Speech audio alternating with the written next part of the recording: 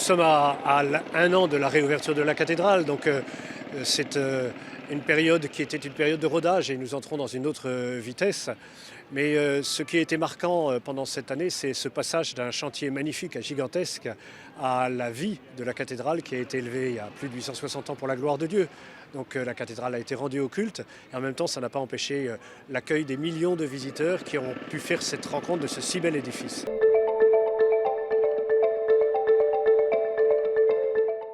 C'est le retour de la vie liturgique à l'intérieur de la cathédrale. C'est aussi ce que nous avons développé, c'est la dévotion autour de la couronne d'épines, dans cet immense reliquaire dessiné par Sylvain Dubuisson. Et le fait que la cathédrale est devenue un sanctuaire et un lieu de pèlerinage. Plus de 650 pèlerinages ont eu lieu au cours de l'année, puisque avec la présence de Marie, mais avec la présence aussi de cette couronne d'épines, les gens viennent déposer leurs souffrances et leurs épreuves dans la cathédrale. Ces pèlerinages qui viennent du monde entier sont le signe même du rayonnement et de ce qu'il est possible de prier à l'intérieur de la cathédrale.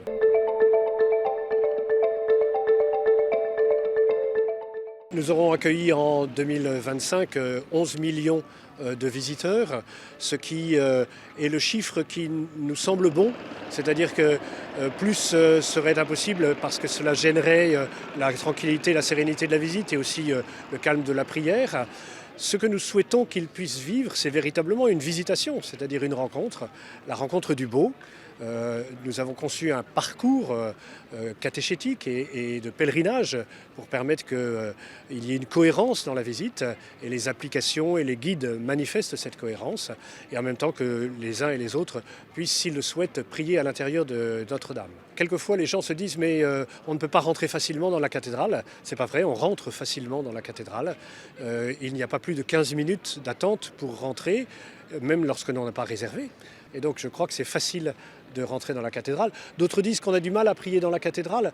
Il y a de nombreux lieux de prière, de dévotion dans les chapelles du collatéral, dans les chapelles du déambulatoire, dans le chœur, dans la nef où la prière est facilitée. Et donc je pense que c'est vraiment un lieu de prière dans lequel il est facile de rentrer.